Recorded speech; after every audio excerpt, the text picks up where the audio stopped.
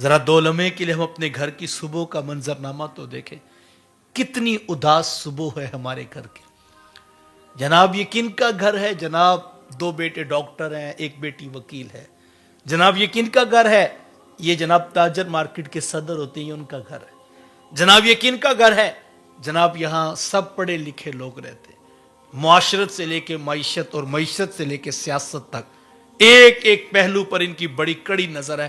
یہ تبصرہ کرتے ہیں تو لوگ خاموش ہو جاتے ہیں، ان کی رائے بڑی سیکھا ہوتی ہے، ان کو دنیا جہاں کی ہر چیز کا پتہ ہے، لیکن ان کو نہیں پتا تو ایک خالق پیدا کرنے والے کا نہیں پتا، ان کو نہیں پتا تو کائنات عالم کے معبود کا نہیں پتا، ان کو نہیں پتا تو اپنے پیدا کرنے والے کا نہیں پتا۔ یہ کون ہوتے ہیں یار؟ جس کو اپنے خالق کا بھی نہیں پتا، وہ کون ہوتا ہے مجھے بتاؤ؟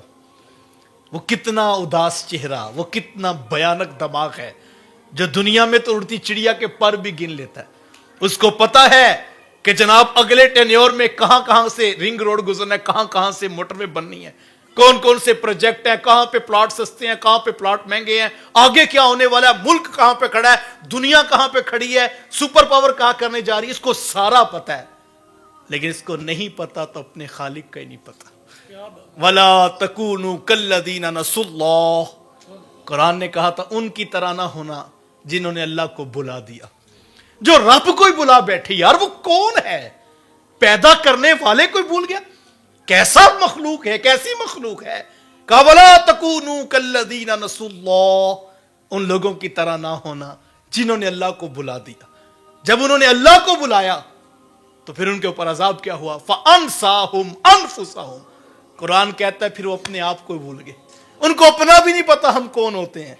ہم ایک خالق کی مخلوق ہوتے ہیں، ایک رب کے بندے ہوتے ہیں، اتنا تو پتا چلنا چاہیے۔ تم نے کیمسٹری میں پی ایچ ڈی کر لی، تم ڈاکٹر بن گئے، تم انجینئر بن گئے، تم بہت کچھ بن گئے، تم رب کے بندے ہی نہ بن سکے۔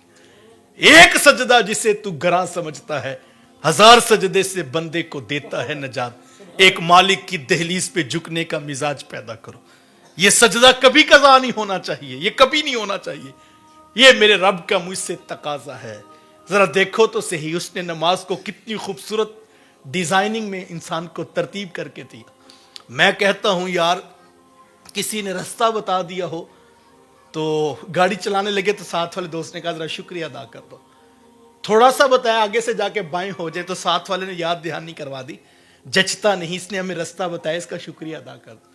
کسی نے اچھی چائے پلا دی تو ہم نے کہا جناب جزاک اللہ، اللہ آپ کو جزا دے، آپ کا شکریہ، آپ نے رستہ بتا دیا، شکریہ ادا کرنے۔ ہم کبھی کیک لے کر گئے، کبھی پھول لے کر گئے، ہم نے شکریہ ادا کیا، ضرور کرنا چاہیے۔ لیکن میں سادہ سا سوال کرتا ہوں یار، کبھی دل میں آرزو پیدا نہیں ہوئی کہ جس نے اتنا کچھ عطا کیا، جس نے سانسوں کی مالا عطا کی، جس نے آنکھوں کو دیکھنے کا نور دیا، دیکھو تو صحیح کتنے لوگ ہیں جو آنکھوں سے دیکھ ہی نہیں سکتے، جس نے زبان کو گویائی کی طاقتیں دی، جس نے دماغ کو سوچنے کی صلاحیتیں دی، جس نے کانوں کو شنوائی کا نور دیا، جس نے دھڑکتا دل دیا، جس نے انواع و اقسام کے کھانے تم کھاتے ہو، چند لمحوں کے بعد وہ ہضم ہو جاتے ہیں۔ ذرا جاؤ دیکھو تو صحیح کتنے لوگ ہیں جو ڈاکٹروں کی منتیں کر رہے ہیں، کبھی جا کے ہاسپٹل کے ایمرجنسی وارڈ میں دیکھو تو صحیح، لاکھوں روپے لے کے ہاتھوں میں کھڑے ہیں، سسکتی ہوئی انسانیت، منتیں کرتے ہوئے لوگ، ڈاکٹر صاحب میرا بیٹا بچا لو، حضرت میرا بیٹا بچا لو۔ کبھی ہم نے بھی غور کیا، کبھی دل میں خیال پیدا نہیں ہوا کہ یار آج وقت نکالوں اور اس کی حضور سجدہ تو کروں۔ میں کہتا ہوں شکر تو واجب ہے، اور وہ شکر کا طریقہ اس نے خود بتایا۔ میں کہتا ہوں یہ اس کی کرم نوازی کہ اس نے اپنے رسول رحمت کا ذریعہ ہمیں دیا، اور ہمیں حضور نے نماز میں تشکر کا سجدہ کرنا سکھا دیا۔ ہم اس کے حضور آئے تو ہم نے کہا اللہ اکبر، کاش یہ اللہ اکبر کا مفہوم ہی سمجھ آئے۔ یوں جب ہاتھ بندہ کھڑے کرتا ہے اور اعلان کرتا ہے اللہ اکبر، تو اعلان کیا ہے؟ ہاتھ میرے کھڑے ہیں، تو ہی سب سے بڑا ہے۔ پھر ہاتھ باندھ کے اس کے حضور جھکنے لگا۔ قیام میں مالک رب العالمین تو ہے، رحمان تو ہے، رحیم تو ہے، مالک یوم الدین تو ہے۔ کبھی رکوع میں جھکا اور جو ہے اس کے اعلیٰ و ارفع و افضل ہونے کا اعلان کیا۔ جب اتنا جھک گیا تو پھر خیال آیا نہیں اس کے تو حقوق ہی بڑے ہیں، اس کے تو انعام ہی بڑے ہیں، اس کے تو اکرام ہی بڑے ہیں, اس کی تو رحمتیں بڑی ہیں. پھر اس نے جھک کے سر اس کی دہلیز پہ رکھ دیا. ذرا دیکھیے سجدہ کتنی خوبصورت عبادت ہے. سر سجدے میں, ماتھا جھکا ہوا ہے, ناک رگڑ رہا ہے, دماغ جھکا ہوا ہے, سب کچھ انسان کا اشرف ترین اعضاء وہ سب جھکے ہوئے. علماء نے گفتگو کرتے ہوئے کہا اشرف ترین اعضاء انسان کے سر میں ہے. سوچنے کی صلاحیت دماغ وہ سر میں, دیکھنے کی صلاحیت آنکھیں تو وہ سر میں, سننے کی طاقتیں کان تو وہ سر میں, بولنے کی گویائی کی زبان تو وہ سر میں, سب کچھ انسان کا سر میں, اور وہ سر مالک کی دہلیز پہ. اس سے بڑی ذلت کی کوئی کیفیت نہیں ہو سکتی. انسان جھکا ہوا ہے, آنکھیں جھکی ہیں, سر جھکا ہے, ناک جھکا ہوا ہے, ماتھا رگڑ رہا ہے, پاؤں جھکے ہوئے ہیں, گھٹنے جھکے ہوئے ہیں. اس سے آگے کوئی راستہ ہو نہیں سکتا تھا. کیا کروں؟ اتنا کچھ کرنے کے باوجود کہا ذرا اب زبان سے بھی تو کہنا سبحان ربی الاعلی. دیکھ مولا میرے سے زیادہ ذلیل کوئی نہیں, تیرے سے اعلیٰ و رفع کوئی نہیں. یہ سجدہ, اور اس کو اچھا لگتا ہے. بندہ امام مجدد الفسانی نے لکھا بندہ سب سے زیادہ رب کی رحمتوں کے قریب حالت سجدہ میں ہوتا ہے, جب اس نے سر سجدے میں رکھا ہوتا ہے اور زبان سے بھی اعلان کر رہا ہوتا ہے مولا تو ہی تو ہے, تو عرفہ, تو اعلیٰ, تو افضل, اور میں تیرے حضور جھکا ہوا ہوں. اللہ اکبر. پھر اس کی یہ کرم نوازیاں, اس نے وہ چاہتا تو ایک ہی وقت میں 5 نمازوں کو رکھ دیتا. 5 نمازیں اگر آپ پورا وقت نکالیں تو شاید 1 گھنٹے کی عبادت بنتی. ایسا بھی تو ہو سکتا تھا کہ صبح فجر کے ٹائم تم اٹھو, 1 گھنٹہ 5 نمازوں کی عبادت کرو, اور پھر 23 گھنٹے اپنی معاشرت, اپنی معیشت, اپنے کاروبار, کام کاج کو دے دو. لیکن اس نے ایسے نہیں کیا. اس نے سارے دن میں ان نمازوں کو پھیلا دیا. سورج کے نکلنے سے لے کے سورج کے غروب ہونے کے بعد تک نمازوں کو یوں پھیلا دیا پورے دن میں. لگتا یوں ہے کہ اس کو اچھا لگتا ہے کہ میرا بندہ بار بار میری دہلیز پہ آئے. اس کا جی کرتا ہے. کوئی اٹھ کے جانے لگا تو آپ نے کہا دوبارہ کب آؤ گے؟ تو کہا آپ دیکھیں جب دوبارہ آنا ہوا. تو یہ جواب جو ہے مطمئن نہیں کرتا. بعض اوقات ہم کسی دوست پہ طرف جاتے ہیں تو دوست کہتے ہیں چلو سال کے بعد تو ایک وعدہ کر جو, اگلے سال آپ ٹائم ضرور دیں گے. محبت کا انداز ہوتا ہے, دل کرتا ہے ہر مہینے نہیں, چلو سال بعد کا وعدہ کرو. یہ عام محبت بھی تقاضا کرتی ہے, لیکن اس نے اپنے بندے کے ساتھ محبتوں کا ایک خوبصورت طریقہ رکھ لیا. میرے بندے جب تیرا جی چاہے تو دنیا چھوڑ کے میری دہلیز پہ آ جا. اور اس کا نمائندہ آوازیں دے کر بلاتا ہے کاش ہم اپنی نماز کی حفاظت کریں. اب اتنے لوگ بیٹھے ہیں, 11 بج گئے, سر شام سے بیٹھے ہیں, 7 بجے 7:15 عشاء ہوتی ہے, 4-5 گھنٹے ہو گئے. یقیناً آپ اس کی محبت میں, اس کے پیار میں بیٹھے ہیں. میں آپ کو دعوت دینا چاہوں گا. بات تو اور بھی کرنا تھی لیکن میں اسی پر مکمل کروں. تو میں آپ کو دعوت دیتا ہوں یار کہ صبح کی 5 نمازیں بھی رہتی ہیں. تو یہ نہیں کہ ہم آئے, مٹھائی کا ڈبہ, لنگر کا پیکٹ لیا اور ہم گھر چلے گئے. میں آپ کو دعوت پیش کرتا ہوں, آج جب گھر جاؤ یہاں سے اٹھ کے تو پھر جا کے اپنا کمرہ بند کر لو, وضو کرو اور مصلی بچھا لو. پہلے فجر قضا کرو, ظہر قضا کرو, پھر عصر قضا کرو, پھر مغرب قضا کرو. عشاء کا وقت باقی ہے. عشاء پڑھ لینے کے بعد ہاتھ جوڑ کر اس سے معافی مانگو, اس کو عرض کرو مالک دیکھ تیرا بندہ آج تیری دہلیز پہ واپس پلٹ کے آیا. تو اپنے بندے کو معاف نہیں کرے گا؟ وہ بڑا کریم ہے, وہ آنے والے کو معاف کر دیتا ہے. وہ یہ نہیں پوچھتا کہ اتنی دیر کر دی تم نے آنے میں, اتنے گناہ کر کے. اللہ ہو اس وہ بڑا کریم ہے, وہ اپنے بندوں کو, آنے والوں کو معاف کر دیتا ہے.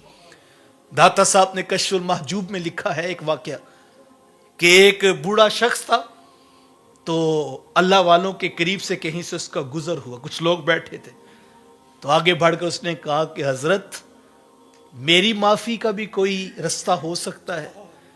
داڑھی کے سفید بال تھے. تو کہا کہ کیا ہوا؟ کہا میں اس کے حضور واپس پلٹ کر آنا چاہتا ہوں, میرے لیے بھی کوئی معافی نام ہے؟ تو کہا کہ بابا ساری زندگی گناہوں میں گزار کے بال سفید ہو گئے, کمر میں خم آ گیا, ہڈیاں کمزور ہو گئی, اور اب آگے کہتا ہے کہ میں معافی مانگنا چاہتا ہوں. کہا حضرت, کہا اس نے تو تم نے تو آنے میں بڑی تاخیر کر دی. تو بوڑھا کہنے لگا حضرت میں تاخیر نہیں کی, میں لیٹ نہیں آیا, میں تو وقت سے پہلے آ گیا. کہا بابا ایک تو ساری زندگی برباد کر کے آ گیا, منمانی کرتا رہا, زندگی اپنی مرضی کی گزاری, اور اب ایک تو آیا لیٹ اور پھر آ کے کہتا ہے کہ میں وقت سے پہلے آ گیا ہوں. تو بوڑھے کی آنکھوں میں آنسو آ گئے. کہا حضرت چلتی سانس کے ساتھ آ گیا ہوں, میں وقت سے پہلے آ گیا. اس کا اعلان ہے تم چلتی سانس کے ساتھ آ جاؤ تو وقت سے پہلے آ گیا. کوئی محکمہ اتنی چھوٹ نہیں دیتا. کوئی, میں ایک دن ہاسپٹل کے باہر کھڑا تھا تو لوگوں کی دوڑ لگی ہوئی, تو میں نے کسی دوست سے پوچھا ادھر کیا ہے, سارے ادھر دوڑ کے جا رہے. کہنے لگے حضرت وہ اٹینڈنس ڈیوائس لگی ہے تو لوگ یہاں پہ اپنی انگوٹھا حاضری کا لگا رہے ہیں. تو کوئی محکمہ کہتا ہے کہ 15 منٹ لیٹ آنے تک ہم گنجائش دیتے ہیں.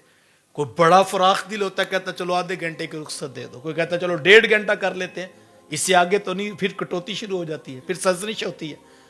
لیکن وہ کتنا کریم ہے, ساری زندگی کی رخصت ہے, جب سانس چلتی کے ساتھ آ گیا وہ وقت پر آ گیا. لیکن یہ راز رکھا, یہ کسی کو نہیں پتا کون کس وقت آئے گا اور کس کی سانس کس وقت دبوچ لی جائے گی. صاحبو جاؤ جا کر دیکھو قبرستانوں, کتنے تھے جو کہتے تھے ہم کل سے نماز شروع کریں گے, کتنے تھے وہ کہتے بس جناب یہ آج آخری دن ہے, صبح انشاءاللہ فجر سے ہم شروع کریں. بڑی بات, اچھی بات. کتنے لوگ اب رمضان کی آمد ہے, کتنے نوجوان ہوں گے, کتنے دوست ہوں گے جو یہ سوچ رہے ہوں گے بس یہ کل شب برات, پھر آگے شب معراج ہے, شب برات آئے گی, اور پھر اس کے بعد اللہ نے چاہا تو اس بار رمضان کے روزے بھی رکھنے ہیں, اور پھر ہم نے جو ہے وہ تراویح بھی ادا کرنی ہے, اور ہم نے نمازوں کا بھی اہتمام کرنا. بڑی اچھی بات ہے. لیکن میرا سادہ سا سوال ہے صاحبو, اس بات کا کس کو یقین ہے کہ اس کو شب برات اور رمضان دیکھنا نصیب ہوگا؟ اگر موقع ملا تو غنیمت. لیکن کتنے ہیں جو قبروں میں چلے گئے, جو یہی کہتے تھے ہم کل سے نماز پڑھیں گے, لیکن وہ کل نہیں آئی اور کہانی ختم ہوگی. صاحبو قبل اس سے کہ مجھے اور آپ کو بھی موت کی آغوش میں اتار دیا جائے اور سارا تانا بانا. میں بھی جب سردیاں آتی ہیں تو میرے ذہن میں وہ منظر نامہ جاگ اٹھتا ہے. ویسے تو بطور مومن ہمارا یقین ہے, 2-4 سال قبل آپ نے بھی سوشل میڈیا پہ ویڈیوز دیکھی تھی کہ جب مری کی پہاڑیوں میں رستے بلاک ہو گئے اور کتنے لوگ تھے جن کی گاڑیوں کے اندر وفات ہو گئی. باپ بیٹے کے ساتھ, ماں بیٹی کے ساتھ ایک ہی سیٹ پر بیٹھے تھے, لیکن سانس گاڑی کے اندر ہی ٹوٹ گیا اور لاش کھینچ کے باہر نکالنا پڑی. کئی مرتبہ میں بیٹھ کے سوچتا ہوں کہ یار گاڑی کا ہینڈل کہیں دور تو نہیں تھا, جب سانس ٹوٹنے لگی تو گیٹ کھول کے کوئی باہر کیوں نہیں آ گیا؟ دم ہی گھٹنے لگا تھا نا, باہر کیوں نہیں آ گیا کوئی؟ لیکن صاحب وہ قرآن کا فیصلہ, کیسے باہر آ سکتا تھا؟ وَلَن يُؤَخِّرَ اللَّهُ نَفْسًا إِذَا جَاءَ أَجَلُهَا, جب پیغام اجل آ جاتا ہے پھر ایک سانس کا بھی موقع نہیں دیا جائے گا. تو آج موقع ہے, آج وقت ہے, آنا تو ہے ہی. کل جو کہ کفن میں منہ لپیٹ کے منو مٹی کے نیچے اتارنے کے لیے کندھوں پہ اٹھا کے لائے گا, آج کھلے منہ کے ساتھ اس کی دہلیز پہ آ جائے. تو آج موقع ہے, وقت پر کافی ہے. ایک قطرہ آب خوش ہنگام کا, جل گیا جب کھیت برسا می تو پھر کس کام. یقول یا لیتنی قدمت لحیاتی, اس وقت انسان روئے گا, چیخے گا اور کہے گا کاش میں نے زندگی اس دن کے لیے گزاری ہوتی, یہ آخرت کے لیے میں نے دنیا گزاری ہوتی. لیکن صاحب اس وقت تو پچھتانا کچھ کام نہیں آئے گا. اپنے سجدے کی حفاظت کرے. ہمارے استاد فرمایا کرتے تھے بس میں تمہیں یہ کہتا ہوں کہ حاضری لگنی چاہیے. جو اسکول میں غیر حاضر نہیں ہوتا وہ پاس ہو ہی جاتا ہے بورڈ کے امتحان میں, اور جو غیر حاضر ہوتا ہے وہ کامیاب کبھی نہیں ہوتا ہے. اپنے سجدے کی حفاظت کیجئے اور اپنے ماں باپ کے لیے توشہ آخرت یہی ہے کہ میں اور آپ اپنی نماز کی دعاؤں میں ان کو یاد رکھیں, ان کے لیے بخشش و مغفرت کے سوال اللہ کی بارگاہ میں پیش کریں. دوسری اور تیسری بات 2 جملوں میں کہہ کے مکمل کر دوں. دوسری بات علماء نے, ایک تو میں نے کہا ماں باپ کے لیے بخشش و مغفرت کی دعا, اس کا بہترین طریقہ نماز پنجگانہ کا اہتمام. دوسری بات علماء نے لکھی ماں باپ فوت ہو جائیں ان کے رشتہ داروں سے اچھا سلوک کیا جائے. ماں فوت ہوگی ہے ماموں خالہ کے ساتھ, باپ فوت ہو جائے تو چچا تایا پھوپھو کے ساتھ حسن سلوک کیا جائے. اس سے بھی ماں باپ کی روح خوش ہوتی ہے. ویسے بھی تعلیمات شریعت ہے, فرمایا جو تیرے ساتھ تعلق توڑے اس کے ساتھ تعلق جوڑ, جو تجھے محروم رکھے اس کی جھولی بھر دیا کر. اور تیسرا علماء نے لکھا کہ ماں باپ فوت ہو جائیں جو نیکی دنیا میں وہ کیا کرتے تھے اس کا تسلسل نہیں ٹوٹنا چاہیے.